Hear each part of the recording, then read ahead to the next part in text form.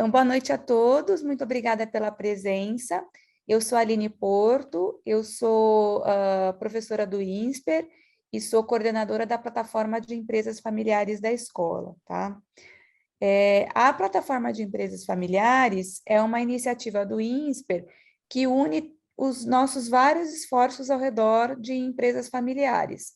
Então, a gente tem eventos como esse que a gente está participando agora, né, bate-papos, painéis. Nós temos cursos voltados à educação executiva e a especializações. E nós temos também uma parte de pesquisa e publicações, tá?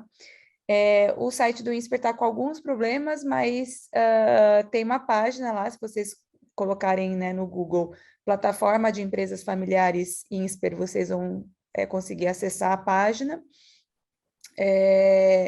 E como esse evento que está tendo hoje, a gente já teve, faz mais ou menos um por mês, né? Então, se vocês novamente procurarem a página, dá para vocês ficarem bem atualizados aí de mais coisas que a gente pode estar fazendo ao longo do ano.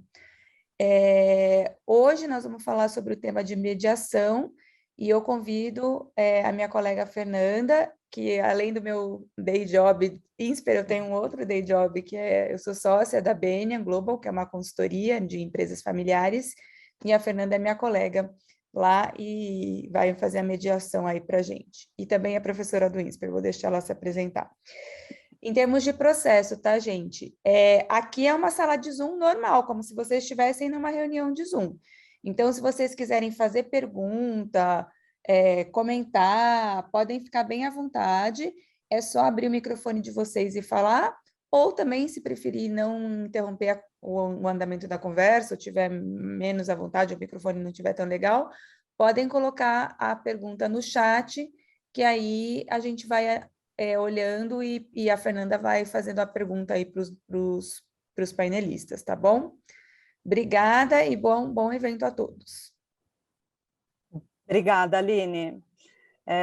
Como a Aline falou, né, trabalho na Benian, consultoria focada em empresa familiar, e também sou professora da plataforma do INSPER, né, de empresas familiares. E o mais importante, a Aline esqueceu de falar, eu sou formada pelo INSPER também. Eu fiz o MBA de Finanças do INSPER, tenho muito orgulho, adoro essa instituição, então é um orgulho duplo estar aqui essa noite. É um prazer enorme ter aqui com a gente o Amedeu e o Tadeu. O Tadeu, ele é sócio fundador da Navarro Advogados e responsável pela gestão patrimonial, né, pela área de gestão patrimonial do escritório. O Amedeu, também advogado, também sócio fundador da Praxis e membro de alguns conselhos aí de mediação, né, Amedeu? O tema hoje é mediação, né? Mediação em empresas familiares, uma ferramenta que as famílias empresárias têm usado cada vez mais para evitar a escalada de conflito, né? E todo mundo sabe que conflito e empresa familiar são quase sinônimos, né? Estão ali, né, juntinhos. E a gente fala que o conflito ele é importante, né? Lógico que não escalado, mas se não tem conflito, a ausência de conflito faz tão mal quanto muito conflito dentro do sistema, tá? Quando você não tem conflito, isso significa que as pessoas não têm liberdade de confronto de ideias, não podem expressar suas próprias opiniões, e muitas vezes significa que tem uma bombinha relógio ali no tic-tac, tic-tac, tic-tac, que uma hora vai explodir, né? A família também sofre, né? Porque fica com relações frias, distantes, vagas, né, pouco profundas, né, mais ali na educação, né, na polidez. E então tem que enfrentar o confronto de ideias, tem que enfrentar que as pessoas têm perspectivas diferentes e tem que abrir espaço para conversa, né? E aí que entra a mediação. E daí eu queria pedir, então, para o Amedeu e para o Tadeu, se eles pudessem explicar para a gente aqui o que é a mediação e quando as famílias devem usar a mediação, quando é bom elas, né, usarem essa ferramenta para se entenderem. Os mais jovens podem começar, Tadeu. Se você quiser, eu tenho a primazia, mas eu posso arriscar também. Acho que também pedir para vocês se apresentarem, né, rapidamente aí. Claro. Bom, eu peguei a palavra, eu falo aqui. Bom, meu nome é Amedeo Papa, eu sou administrador de empresas, advogado, mediador, e trabalhei com a minha família, trabalhei como executivo em diversas empresas, e como a Fernanda falou, há mais de 7 anos, aí, já um setênio, fundei a Praxis, que é um nome que parece com Praxis e está inspirado em Praxis também, de juntar teoria e prática, para apoiar famílias empresárias no seu desenvolvimento e prosperidade. E posso passar para o Tadeu para se apresentar, ou posso tentar fazer uma primeira ideia da tua colocação e já jogo para ele, e ele se apresenta e complementa, certo, Tadeu? Eu acho que, assim, de uma maneira bem simples, a mediação é uma negociação assistida, né? A gente tem várias definições e tudo, mas pegando um gancho na tua conversa, a mediação é um espaço para conversar e para negociar, no sentido de a gente colocar os nossos interesses, e os nossos interesses, a gente pode explorar isso um pouco mais, vêm dos nossos sentimentos, os nossos sentimentos, né, os nossos interesses vêm das nossas necessidades, e as nossas necessidades elas estão calcadas nas nossas emoções, nossos sentimentos, nossos valores, e muitas vezes, quando esses valores aparentemente estão em choque ou colidem, fica muito difícil negociar diretamente ou conversar diretamente. A situação pode caminhar para uma polarização ou para um desinteresse, né? Para um cenário difícil, vamos dizer, né? As famosas conversas difíceis. Em família, se convive, as relações muitas vezes seguem em paralelo, mas a questão central, fulcro, que é uma palavra antiga, fica meio que esquecida. Então, a mediação ela tem esse condão de abrir espaço, uma terceira pessoa imparcial, que não faz parte desse sistema, não tem interesse nenhum em jogo, e vai lá com uma técnica, com toda uma formação que a gente se predispõe a percorrer, né, com muita prática, apoiar a família, as organizações, a conversar e a encontrar por si próprias um caminho melhor do que esse que momentaneamente está, talvez, criando algum tipo de controvérsia, né? Então, eu vou passar para o Tadeu, não é mágica, mas é muito potente, é um mecanismo muito interessante, não dá conta de tudo, mas dá conta de bastante coisa. Já falei, já me alonguei aqui, então passo para o Tadeu, a gente tem bastante espaço ainda para refletir juntos. Bom, boa noite a todos. Primeiro, agradecer ao INSPER e à Beniam pelo convite para participar desse painel. É um prazer estar aqui com vocês e uma honra. Eu sou advogado, tenho uma trajetória mais ligada ao direito tributário, mas há 8 anos atrás, mais ou menos, eu passei a cuidar quase que exclusivamente da área que a gente chama de gestão patrimonial do escritório, que é focada em planejamento sucessório e planejamento patrimonial. E, dentro desse contexto, a gente assessora basicamente famílias empresárias que têm, além das empresas, outras questões patrimoniais, mas basicamente relacionadas às empresas, onde a gente acaba tendo que cuidar não só dos temas de planejamento em si, né, da parte tributária, parte sucessória, mas fazer com que a sucessão dentro da empresa aconteça de maneira positiva e com o mínimo de prejuízos para as pessoas, para as famílias e, obviamente, para a empresa. E, nesse contexto, naturalmente, o que o Amedeo falou é muito correto no sentido desculpa, de usar a mediação como uma ferramenta muito eficiente que permite que as pessoas envolvidas tenham espaço para manifestar de maneira mais tranquila e mais ampla as suas necessidades, as suas posições. Muitas vezes, sem um processo adequado de apoio de um terceiro, o que acaba acontecendo é que as pessoas que não têm tanta força, ou não têm tanto ímpeto de manifestação, acabam silenciando. E esse silêncio acaba empurrando problemas para adiante. E a hora que eles aparecem, obviamente, o que era um pequeno ponto a ser digerido e conduzido a uma solução acaba virando entraves, e até porque isso se mistura com outros temas, né? Então, é altamente benéfico e altamente eficiente você ter essa compreensão da utilidade da ferramenta de mediação nesse ambiente, mais do que até num ambiente estritamente empresarial, sem temas familiares envolvidos. Obrigada, Tadeu. Obrigada, Amedeo. Aí, Tadeu, vou fazer uma pergunta para cada um, tá? Vou começar aqui para o Tadeu e peço para quem tiver perguntas também ou levantar a mãozinha ou colocar no bate-papo que a gente passa a pergunta para eles. Quando uma família resolve estar com dificuldade, né, tá com as suas divergências, etc., e fala, vamos contratar, então, um mediador. Como é esse processo? Que cuidados elas deveriam tomar? Elas contratam um mediador só, cada um o seu? Elas levam seus advogados ou não levam? Como é que funciona isso? Se você puder explicar um pouco melhor para a gente.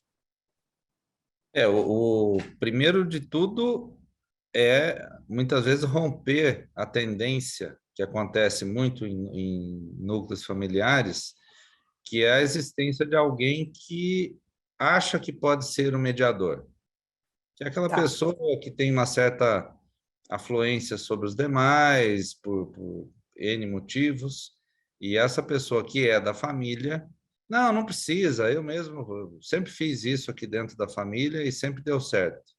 Não dá certo, né? Porque até para pequenas coisas funciona, mas quando são temas realmente relevantes, isso, no fim, acaba piorando o cenário, porque isso acaba oprimindo aqueles que não concordam muito com a forma com que essa pessoa queria conduzir, então não funciona, né?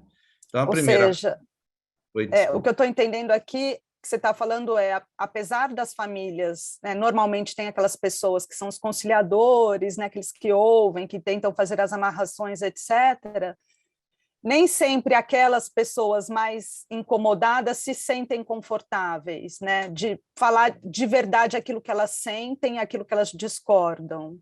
É isso. É exatamente isso. Então, assim, o primeiro ponto é uma compreensão dentro do contexto da família, aí os assessores jurídicos, ou, enfim, quem estiver dando apoio técnico para conduzir o processo naquele contexto familiar, tem a necessidade de deixar isso bem claro. Tem que ser tudo com muito jeito, claro, você não pode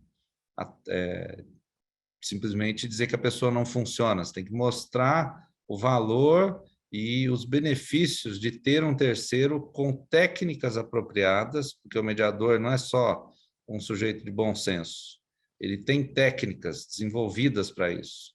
Por isso que tem aqui o Amedeo, ultra especialista disso, e vários outros excelentes mediadores que estão aqui na discussão hoje, que são as pessoas que vão ter a capacidade de compreender aquele contexto e usar a melhor técnica possível. Até para poder ter a percepção de quem que precisa de um pouco mais de privacidade, talvez fazer uma conversa isolada com um, com o outro, né? Então, essa escolha é o ponto-chave, né, para que a coisa funcione bem. Obrigada, Tadeu. E, Amedeo, se você puder falar um pouco para a gente, normalmente, quando você entra num processo de mediação, Você faz com a família alguns combinados antes de como a mediação vai acontecer, quais são as regras, né? O que pode, o que não pode. Como que é isso? Ou é mais livre? E depois eu vi aqui que a Patrícia também levantou a mão, tá? Depois eu passo a palavra para você, Patrícia. Obrigada, Medeu, desculpa. Uma técnica boa que a gente aprende na mediação chama espelhamento. E estou lembrando aqui dos agradecimentos, me espelhando no Tadeu, que não deu tempo aqui entre a apresentação, agradecer vocês pelo espaço, a todo mundo aqui que está com a gente, quem eu conheço, não conheço. Esse tipo também de fala é muito importante. Isso já é uma técnica numa mediação, que é começar pelo começo, né? Se apresentar, ver como é que a gente começa, com esses combinados, né? E, assim, a gente não vai direto ao ponto, né? Quando o conflito está emergente, está denso, geralmente as pessoas têm pressa e querem se livrar do problema, né? Então, para um terceiro ser convidado e ser aceito num sistema familiar que é íntimo, que são histórias que são raramente compartilhadas, né, com uma comunidade mais estendida, quando são compartilhadas e o conflito ele vai escalando, geralmente ele é compartilhado de uma maneira filtrada e negativa, quando o conflito de fato escalou e aí começa a exteriorizar já com ataques e tudo, geralmente todo mundo está ansioso para liquidar o problema, para acabar. Então, esse é um primeiro combinado e um primeiro alinhamento de expectativas que tem que ser feito, que assim, nós não somos árbitros e nós não estamos ali para resolver o problema. Nós vamos tentar juntos, né, encontrar caminhos e, primeira coisa, entender o que está se passando, qual a cultura daquela família, o que acontece, porque o conflito faz com que a gente se sinta perdido, né? Acontece na nossa vida também, como mediador aqui, ninguém é melhor do que ninguém, mas a gente tem uma condição diferente de ajudar e de atuar exatamente pelos requisitos que o Tadeu falou. Nós não somos da família, nós não temos interesse em jogo, não somos sócio, acionista, não temos remuneração variável, não temos bônus, né? Enfim, podemos até ter um conhecimento, conhecer a pessoa, porque também se a gente não conhece, raramente você vai ser convidado ou vai ser lembrado. Existem algumas situações onde você pode pegar um trusted stranger, alguém completamente, né, alheio e que dá muito certo também. De novo, porque o mediador ou a mediadora não decidem nada, né? Eles estão lá para apoiar. E raramente deveriam opinar. A Cláudia está aqui, né, a Samantha, tem gente que eu brinquei com faixa preta, mas expert, né, são pessoas excepcionais e que estão na área, tudo sabe disso. A gente pode ter e tem opinião, nós não somos neutros, mas não interessa muito a nossa opinião. Não interessa se a gente é advogado ou não é advogado, se a gente acha A, B ou C. Quem tem que achar são as pessoas da família. Então, o nosso esse é o maior combinado entre tantos outros, né?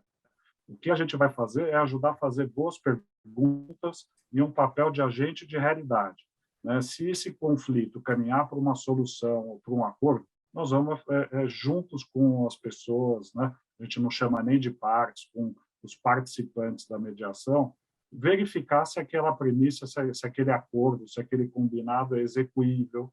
E quando isso é bem feito, uma das vantagens, falando de vantagem da mediação, é que o acordo tende a ser cumprido de forma espontânea. Mesmo que a gente faça um acordo e homologue, isso tenha, né, possa ser levado ao judiciário e tudo, raramente vai precisar, porque as pessoas foram ouvidas e foram parte da solução, não foi uma decisão imposta. Tá joia. Obrigada, Medeu. Patrícia, quer fazer sua pergunta? Obrigada, Medeu e Tadeu, Fernanda. Na verdade, geralmente, né, quando a gente trabalha com uma empresa familiar, você tem alguém da família que tem um lado mais propositivo, né, para tentar ajudar a resolver o conflito, né? E geralmente essas pessoas muitas vezes são as que vão atrás de consultores, vão atrás de apoio e muitas vezes, acredito eu, dos próprios mediadores. E eu já vi alguns casos assim que começaram bem a mediação, mas depois, né, vai entrando um pouco do emocional e aí, mas foi ele que contratou, então eu tô achando que ele tá me prejudicando. Como se consegue para evitar, né, esse tipo de coisas, ou é inevitável que apareça? Como é que é? Posso começar e já te passo, Tadeu. Assim, não tem muito jeito. Quando essa profissão, esse ofício nosso, a gente tem que gostar mesmo e saber que tem aí resvala um pouco para um campo da psicologia, da psicanálise, tem fenômenos de projeção, uma série de coisas. É como se fosse um para-raio. Você entra num cenário desse, vai sobrar um pouco, né, de identificação, projeção. Por isso que a gente se trabalha e faz supervisão e fala dos casos, né? A gente sabe que tem que ter esse trabalho prévio para saber se efetivamente nós estamos tendo condição de ser imparciais, de escutar todos, né, de conduzir o processo, e se as nossas próprias emoções, de fato, não estão interferindo. Porque a hora que o conflito se abre, né, e sai daquela camada inicial da posição, que é eu sou contra, você é a favor, e chega na camada mais profunda de valores, de questões que são essenciais e tudo, fica a densidade é outra.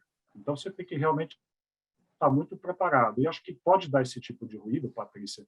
Pode ter razão, muitas vezes, o cliente, porque se o mediador, a mediadora se perdeu e começou a realmente achar que tem que decidir o conflito e tomar parte e tal, acabou o processo. Aí deveria pedir para parar a mediação e se retirar. Por outro lado, se não foi combinado e se o cliente, o participante, deposita né, em mim, na Sabrina, na Cláudia, em quem mais aqui tiver que eu não esteja reconhecendo, que faz isso com prazer, achar que nós somos a salvação, né, e porque contratou, e porque está pagando, e porque um indicou, outro indicou, tem tendência, aí teve algum ruído no processo que a gente tem que detectar, tem que ter a sensibilidade de perceber isso e perguntar claramente, estou sentindo que tem um desconforto. E aí recorro, mas eu não vou me estender, de repente alguém pode complementar as duas, o próprio Tadeu, né? Assim, é só uma primeira hipótese porque você tem. Não, o que a gente, nesse aspecto que você falou, realmente é uma situação que acontece, né? Porque, principalmente quando a pessoa percebe que a vontade dela não vai ser completamente atendida, muitas vezes a solução interna é dizer que o outro está atrapalhando, né? E a solução disso não é, vamos dizer, pré-concebida. A única solução viável para que isso não aconteça é o mediador conseguir construir com todos os envolvidos a percepção de imparcialidade e o ganho de confiança. Se isso vai acontecendo naturalmente,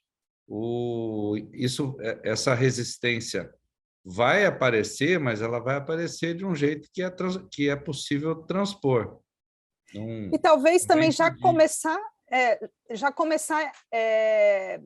dar clareza sobre isso no próprio processo de contratação, né, Tadeu? Então, conversar com toda a família, né? Não conversar só com né? Uma pessoa contrata um mediador e vai lá e apresenta, né? Conversa com todos, né? A sensação da família tem que ser que o mediador foi escolhido por todos, né? De comum acordo e que represente todos, né? Até eventualmente conversar com outros, né? Para dar a chance de entender outras pessoas, né? Tem aquela coisa da liga, né? Deu a liga, não deu a liga, né? Acho que vai dar certo, não vai.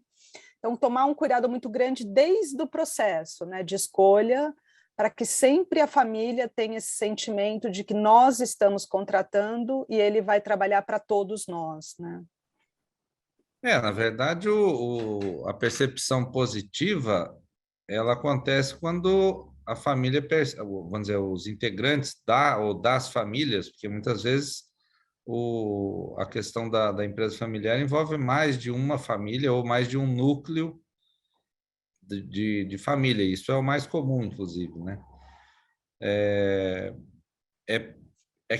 conseguir fazer com que a escolha e a combinação com esse mediador seja clara no sentido de que ele não está ali para... Ele não vai trazer solução, como o Amedeo falou. Ele não vai trazer um kit de soluções e falar, eu tenho aqui 10 soluções, qual que vocês querem? Não é por aí, é exatamente o oposto. Ele vai ajudar a acontecer com a maior naturalidade possível a revelação das necessidades de cada um, o que vai fazer com que os demais consigam compreender essas posições de maneira não hostil, né? E no mais das vezes, pelo que eu tenho experiência de acompanhar processos assim, isso implica quase que necessariamente em conversas individuais com cada um dos envolvidos. Porque se o trabalho é sempre em grupo, ou ainda que em grupos menores, ou com todos juntos, aquela pessoa que tem mais dificuldade de se posicionar, aí ela vai ficar mais retraída ainda e aquela sementinha vai contaminar o resultado final, né? Obrigada, Tadeu. Sabrina, estou vendo que você está com a mão levantada. Passo para você a palavra.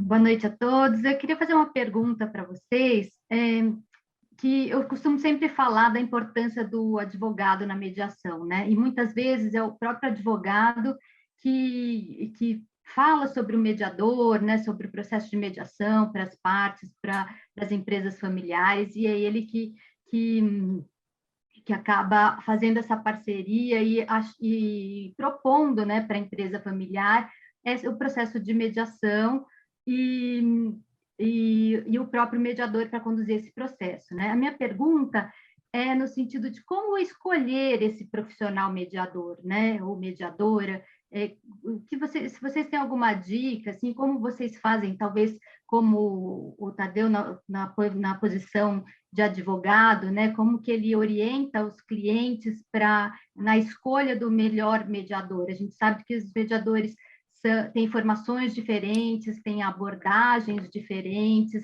e nem sempre isso é conhecido, né, das pessoas. Qual que é a escola do mediador, qual que é a sua linha de abordagem na mediação, né? E isso às vezes faz diferença, né, para as pessoas, e além disso também a formação do mediador, né? O mediador não necessariamente ele é um advogado como profissão primária, né? Então ele pode ter outras profissões como psicólogo ou qualquer outra profissão, né? Não necessariamente advogado. Se isso também faz diferença na escolha deste mediador.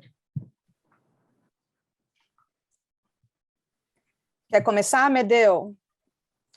Eu vou falar pouco realmente nesse caso, porque o Tadeu é advogado de carteirinha mesmo, militante. Eu sou advogado depois de velho e tudo, e extrajudicial, não tenho um processo, não cuido, não quero pegar processo, mas fiz por amor ao direito mesmo e como parte da minha trajetória, né?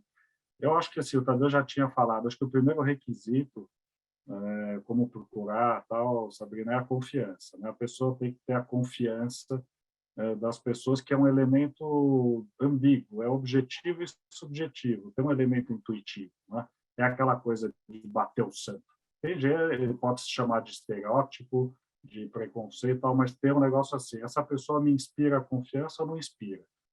Isso é uma coisa realmente subjetiva, mas não dá para ser desconsiderado. Agora, a parte objetiva, a Patrícia Headhunter, tem todo um script, né? Você vai fazer o script. Então, assim, como é que você se preparou, se você tem informação. Um outro requisito é o seguinte, a pessoa tem que gostar de pessoas, né? Um mediador que não gosta de lidar com pessoas, de conversar, principalmente de escutar, dificilmente vai ter êxito. O mediador tem que ter, assim, não um otimismo ingênuo, mas tem que sempre acreditar que é possível. Tem que ser alguém resiliente, mediadora, que não vai desistir, não vai ter medo do conflito, até porque o conflito não é dele ou dela, está ali para ajudar, né? Mas não tem que pegar para si e achar que tem que resolver. Isso dá uma tranquilidade muito grande. E o resto do processo, os advogados, aí, o Pastor Tadeu, sabem bem, eles vão fazer o screening como a Patrícia faz de um candidato para uma posição, vão ver onde estudou, há quanto tempo está, e, por último, nós temos pessoas aqui que talvez sejam usuárias, vêm de família e tal, é indicação, né? As famílias perguntam muito umas para as outras, assim, quem você contratou, gostou, não gostou, foi bem, não foi bem. Então, o famoso boca a boca, até porque é um negócio muito confidencial, muito sigiloso, acaba funcionando bastante. Acho que é uma mescla disso tudo. Não sei se o Tadeu concorda, pensa diferente.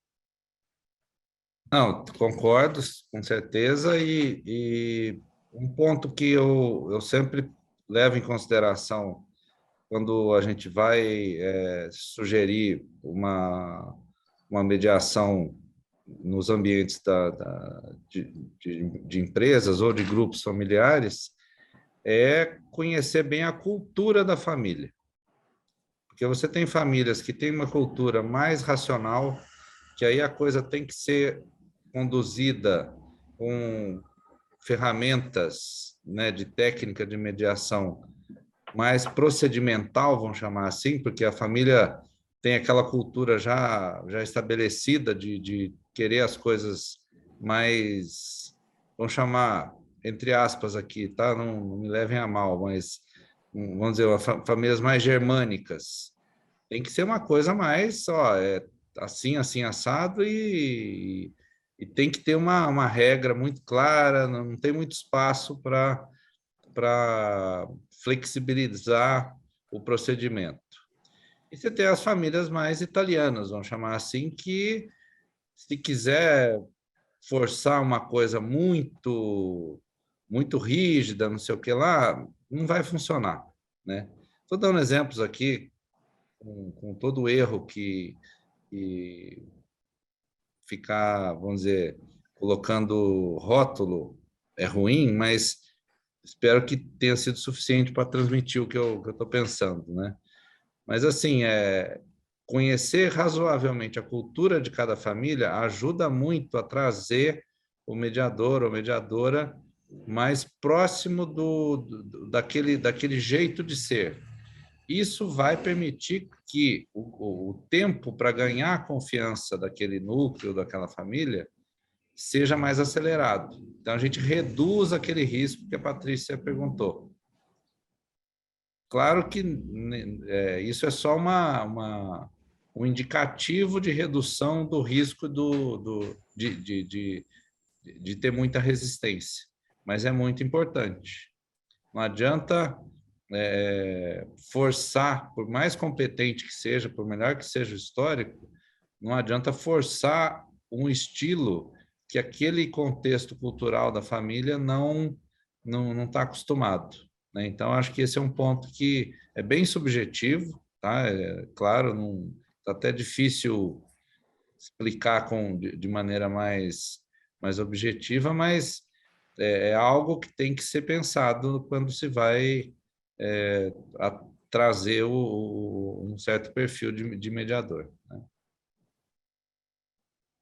Obrigada, Tadeu. Tem outra pergunta aqui da Fernanda.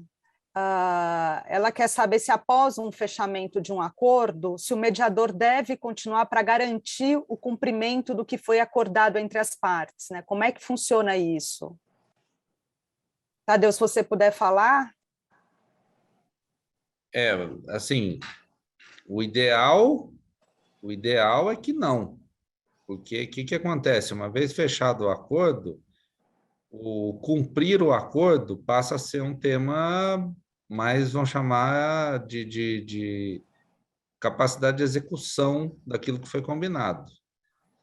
Se não está sendo cumprido, o problema aí cai para outro lado. Assim, se ele é um acordo que foi formalizado em determinadas condições, o que levou ao descumprimento? Se foi uma circunstância nova, talvez você tenha que abrir uma nova mediação.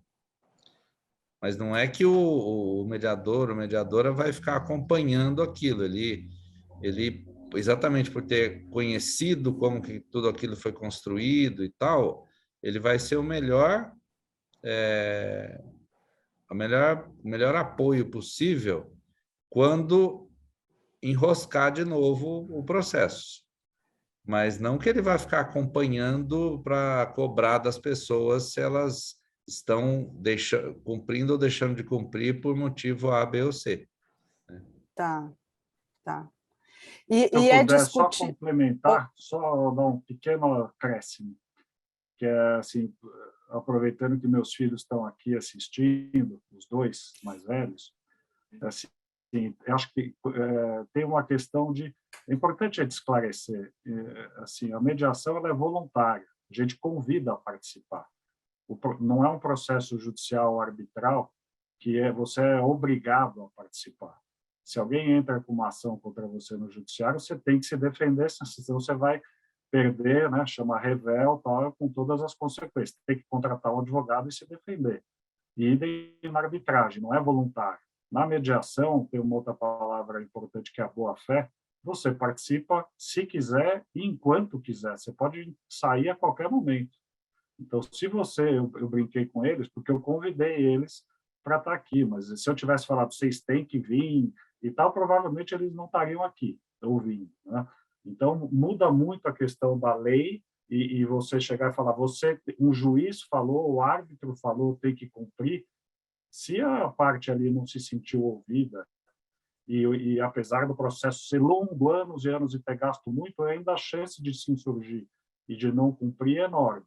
Quando a gente convida e é espontâneo, e as pessoas são de boa fé, aí é o que o Tadeu falou, pode ter tido uma crise, uma externalidade, Covid, guerra, uma variação absurda que impactou o acordo, aí sim, vamos recombinar, vamos recontratar. Mas tem que ser uma situação excepcional. Se foi bem conduzido, todo mundo participou, pesou bem os prós, contras e alternativas, o acordo deveria estar bem construído e ser execuível. Obrigada, Amedeo. E aí, aproveitando que você está aqui com o fone aberto, vou passar essa para você. A Giovana trouxe um ponto que é um ponto, na minha experiência, eu já vi isso em várias famílias, um certo desconforto sobre esse tema, tá? Então, ela pergunta aqui que algumas pessoas da família pedem para o seu próprio advogado participar da mediação, né? O que vocês acham disso e quais cuidados vocês esperam desse advogado? Super bem-vindo. Acho que isso aí a gente não enfatizou devidamente a pergunta da Sabrina. O advogado, ele sim, ele vai representar ou ajudar o cliente a vocalizar e colocar os seus interesses, né? A gente nem usa mais brigar pelo cliente, porque ninguém está lá para brigar. É colocar os interesses, tal. Mas o advogado tem lado. Ele está do lado do cliente. O fato de ele estar do lado do cliente não quer dizer que ele quer arrasar o outro lado, né? Não é guerra. Nós não estamos num ambiente de guerra, é de colaboração. Então, isso assim, é muito bem-vinda a participação do advogado, tanto no ambiente que nós aqui atuamos de câmaras de comércio, que é uma mediação mais empresarial e menos familiar, mas também na família, porque a mediação vai até um ponto. Depois, isso ou volta para o advogado da família, ou se tiver que fazer um acordo mais sofisticado, independente... Aliás, mesmo o mediador, a mediadora sendo advogado, ele não deveria redigir mais nada que não fosse só os princípios do acordo e entregar para os advogados fazerem a mim, se for o caso. Então, não é porque eu sou advogado, eu me tornei advogado depois, não é lobby ou uma coisa corporativista. É super bem-vindo. Agora, o advogado também tem que conhecer um pouquinho os princípios da mediação e colaborar. Porque se ele quiser ser protagonista e eu estou aqui, o meu cliente não fala, tem advogado ou se ele tem um espírito muito de briga, né, Amedeo? Né, de direitos, né? Você coloca aquilo ali não é justiça, não é uma questão de direitos, né? O que eu tenho direito, o que ele tem direito. É uma negociação, né? Ele pode até, se tiver uma coisa que infrinja um direito e tal, ele vai chamar o cliente, vai falar, isso é uma das funções primordiais do advogado estar lá, porque às vezes você pode combinar uma coisa que esteja agredindo algo que está na lei. E aí o advogado vai lá e faz esse papel de constatação e tal. Isso, mas ver se é execuível, né? Ajudar, né? Se é execuível, né? O que... Então, tem que ter esse alinhamento cultural que o Tadeu falou, tem que ter tanto com relação ao mediador e com advogados que não se sintam ofuscados, que não se sintam ameaçados pela mediação, porque eles têm assim como nós, papéis diferentes, trabalho para todo mundo. Tá? Acho que a gente já caminhou, a mediação agora a lei já tem uns 7 anos, 2015, não tem tanta tradição ainda quanto a arbitragem, mas já está bem consolidada, pouco a pouco está ficando mais fácil de essa mentalidade prevalecer. Né? Obrigada, Amedeo. Eu vou aproveitar aqui e vou pedir para vocês, se vocês puderem trazer algum caso breve e, obviamente, né, com a questão da confidencialidade, né, sem nomes e sem falar empresas, etc., mas mantendo a confidencialidade, puder dar um exemplo aqui de um caso que poderia ajudar as pessoas a entenderem como a mediação ajudou a família empresária na resolução de algum conflito. Quer começar, Amedeo? Como quiser, se você tiver algum em mente, Tadeu, vai em frente, como for melhor. Posso... Você já estava com na ponta da língua aí, não quero te interromper. Não, então vai lá, Tadeu. É importante dar materialidade às conversas também, né? Porque a gente está aqui falando muito... Para tangibilizar, né? Quem está aqui, para quem está aqui. Exato. Eu vou contar um caso, não é tão recente, mas é um caso bastante típico do que a gente está conversando aqui, né? Era uma empresa que tinham 3 núcleos familiares, era originalmente a mesma família, mas acabaram se segregando, né, em 3 núcleos, e até um determinado momento todos participavam da parte operacional, e aí, por questões sucessórias e tudo, uns foram se afastando, ficando só na posição de acionistas e tal, só que um núcleo começou a ter um pouco mais de proeminência na parte operacional. Isso foi consensado, porém, no dia a dia começaram a surgir as resistências, né? A tomada de decisão começou a ficar mais lenta, indiretamente, via conselho, acabava surgindo ali muitos entraves, muitos questionamentos que não eram usuais, vamos chamar assim, e a gente foi percebendo que tinha algum detalhe ali que não era só a questão da continuidade da empresa, tinha alguma, no fim das contas, alguma necessidade que não estava muito clara. E o processo interno se arrastou por um tempo, e inclusive isso é outra coisa que eu acho que é importante a gente falar, que não foi dito ainda, que o preço do tempo das coisas empurradas nos núcleos familiares é muito caro. Então, a mediação, quando ela entra, ainda que ela não resolva 100%, se ela aparar, sei lá, 80% dos pontos e ajudar com que a solução surja dali a pouco, mas não necessariamente na conclusão da mediação, já é um ganho espetacular, porque esse tempo é caríssimo, ele manda uma conta muito severa para as famílias, né?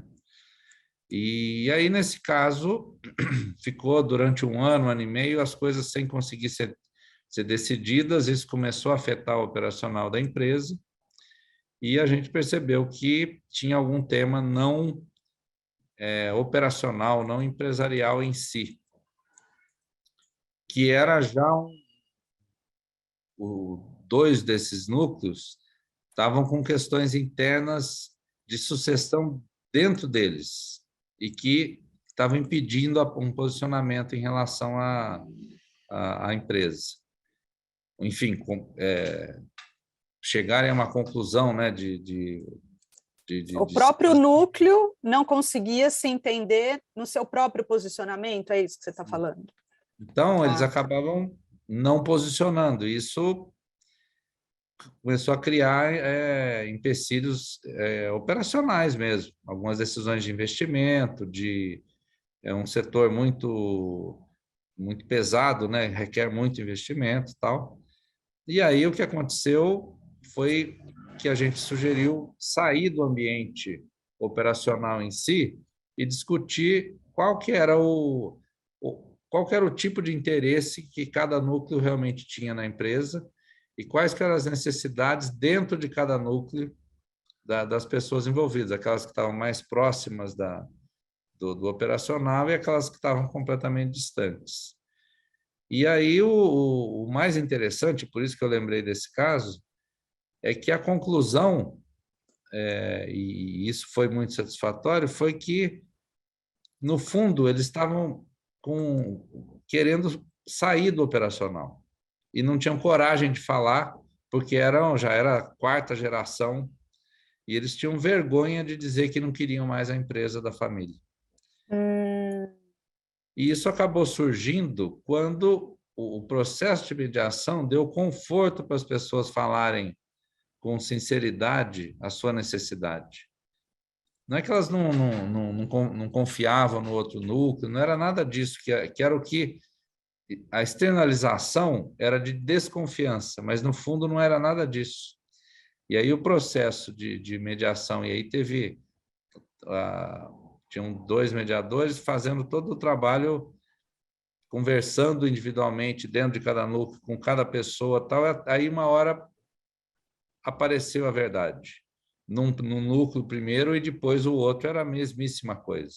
Os 2 núcleos queriam sair. Os 2 núcleos. E aí o acordo foi super fácil, porque a hora que apareceu a posição sincera de que, olha, não é que a gente não gosta, não confia, ou tem questões pessoais ou empresariais com o núcleo que está no comando. Era só não quero mais. Apesar de ser o nome da família, isso, aquilo, as pessoas tiveram o conforto de dizer que não queriam mais ficar no operacional. Aí fez-se uma realocação de posições, porque eles tinham uma outra empresa só imobiliária, com patrimônio muito relevante também, foi feito um ajuste ali e pronto. E quanto tempo, Tadeu, do começo ao fim? Foi rápido. Foi rápido. Rápido dentro de um contexto complexo como esse, mas foram 8 meses. Tá. Isso é bom ter uma ideia, né, de quanto tempo. Pois é, mas se você pensar 8 meses para chegar numa situação que realmente contemplou as posições e só um minutinho. Davi, seu fone está aberto. 53. Davi? Seu fone está aberto. Ah, pronto, desculpa. Pode falar, Tadeu. O mais interessante é que os 2 primeiros meses do processo de mediação parecia que estava piorando. Tá. O quadro, né? Tá. Até que, obviamente, um processo bem conduzido, ele tem realmente ele tem que descer no vale para depois achar a saída, né? Então, acho que é um caso que, nesse aspecto, mostra bem a potência e a utilidade muito prática, muito valorosa mesmo para as famílias, que é essa habilidade de estabelecer um campo de conforto para as pessoas serem verdadeiras. Porque só assim você consegue solucionar mesmo, né? Achar a verdadeira causa raiz, né? O que de fato te incomoda, porque senão também você vai indo nos paliativos e, no fundo, a questão nunca é resolvida, né? A pessoa fica dando desculpas, né? Porque no fundo, eles queriam ter a coragem de dizer que, olha, é o nome da família, tem 100 e tantos anos, mas não quero. Ponto. Falar o não quero, todos tinham vergonha. Só que aí a coisa foi indo e aconteceu. Então, realmente excelente. Nossa, né? Super obrigada, ótimo exemplo. Pode passar agora, Amedeo? Muito legal, adorei o caso, Tadeu. Tem assim, um caso que a mediação ela vai muito bem para situações meio a meio. e pode ser uma pessoa de um lado, 50% com outra, irmãos, irmãs, irmão, irmã, como blocos, né? Um bloco 50 e 50. E esse tipo de sociedade é bastante comum, mais comum do que a gente imagina. Às vezes, marido e mulher, ou um casal, não importa o gênero. Enfim, sociedade onde tem 50 de um lado, 50 do outro. Esse é o típico caso adequado. A gente usa métodos adequados, não usa mais métodos alternativos para chamar a mediação, até porque tem, às vezes, umas brincadeirinhas que não são nem muito saudáveis, né? De mediação, alternativo, tal, não. Então, é um método adequado, e para esse sobre o caso de meio a meio, vocês devem lembrar daquela parábola, né, do rei Salomão, que tem uma disputa, um conflito, duas mães, temos várias mães aqui, mulheres, né? E assim, falando, o filho é meu, né? Então, a pior solução que tem é que, sabiamente, no caso, uma parábola, uma história, o rei fala assim, então me dá aqui o bebê que eu vou cortar no meio, né? Enfim, nesse caso, não é um caso de mediação oposto, mas ilustra bem como é difícil, né, você ter um caso meio a meio, por isso que eu escolhi, vou contar aqui, e que a solução menos eficiente é alguém resolver, né, e cortar a coisa no meio de maneira rápida. A gente falou de prazo, então, assim, se for rápido, você vai cortar no meio e vai, muito provavelmente, matar a possibilidade de ressignificar esse conflito. Eu atendi dois irmãos, enfim, é o máximo que eu posso falar, que tinham essa sociedade meio a meio, em negócios diferentes, né? Setores diferentes, que construíram um patrimônio durante décadas, saíram de uma situação humilde, né? Tiveram que batalhar, construíram e amelhoraram, construíram um patrimônio fora o empresarial importante, casa na praia, uma série de coisas. E, assim, o que foi se percebendo na medida que eles iam se escutando é que não teve muito nem tempo de um falar para o outro o quanto sentiu falta do pai, né? Que foi uma figura ausente para aqueles dois. Eles acabavam se cobrando e cobrando um reconhecimento um do outro, quem fez mais, quem aportou mais para a sociedade. Né? O conflito ali aparente, como Tadeu trouxe, era assim, não, quem contribuiu mais? Se a gente for dividir ou for fazer, ou salário, né? Remuneração, dá muito essa discussão. Um acha que o outro chega cedo, o outro chega tarde, quem atende cliente, quem traz cliente, e aí a coisa vai realmente tomando uma proporção, né? E aí, como metodologia, né? Acho que é legal contar, eu tento fazer o mais possível as pessoas ficarem juntas, que a gente chama de sessão conjunta.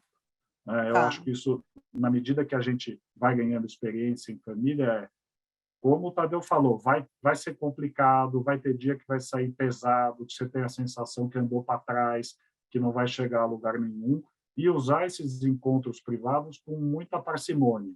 Tá, mas antes de começar, você faz um encontro privado com os dois ou não? Você prefere tudo junto? A gente chama de pré-mediação, que é para você explicar o processo tudo, é legal fazer individual.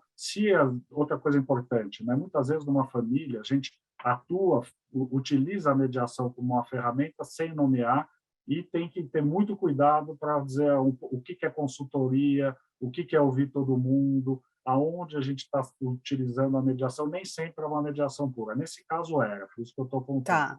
Então, de fato, os dois irmãos contrataram, né?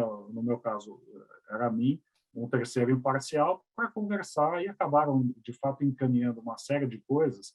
Só que, às vezes, a gente sabe, e acho que a Sabrina sabe, muitas vezes você tem um acordo parcial e a questão vai levar muito tempo, né? Só depois que você vai ter notícia, por, às vezes, quem indicou, tal, que, olha, como foi bom aquela semente, aquele embrião de acordo, que talvez não foi tudo que se imaginava, ou tudo que se poderia ser feito, porque não dá para, às vezes, encarar questões tão profundas em 6 meses, 8 meses, mas você consegue encaminhar e dar conta, pelo menos, de boa parcela das questões, né? Então, assim, eu acho que foi parecido, um processo aí, nesse caso era menos gente envolvida, acho que levou uns 3 meses, 4 meses, a gente rascunhou um acordo também, tem vai e volta, às vezes, a hora que você vê o acordo estampado, escrito, dá um frio na barriga, nessa hora que você vê aquilo lá, é isso mesmo, e aí talvez não tenha se discutido questões mais profundas e se descobre que não quer separar, ou que depende mais do outro do que imaginava, e aí e as coisas vão mudando. Então, tem que ter, assim, não pode ter muita pressa. E mesmo não tendo pressa, eu concordo de gênero, número e grau, é muito mais rápido do que um processo judicial ou arbitral. Eu diria que, assim, não é uma corrida de 100 metros rasos, que muitas vezes a expectativa que chega para nós, ó, vamos acabar rapidinho aí, Usain Bolt, 10 segundos. Isso não existe. É meio que uma maratona que vai cansar e tal, mas uma maratona comparado com a arbitragem, eu não quero falar, mas vou falar. A arbitragem meio que dá a volta ao mundo num veleiro. Vai demorar bastante, mas você chega lá, uma hora acaba e tal. O judiciário é um labirinto. No Brasil, você entra, você não sabe onde acaba e, assim, pode acontecer qualquer coisa. Torce para você estar vivo quando você sair do outro lado. Então, realmente, um processo de comunicação onde você é protagonista, você constrói a solução. Nós somos suspeitos aqui, eu adoro isso, é muito, muito melhor do ponto de vista financeiro, emocional, tal. Só que nem sempre você tem colaboração, como a gente falou, é voluntária, por adesão. Se alguém não quer jogar o jogo, aí não tem o que fazer, você tem que, de fato, pedir uma intervenção, ou estatal ou privada, para buscar o seu direito. Tá joia. Obrigada.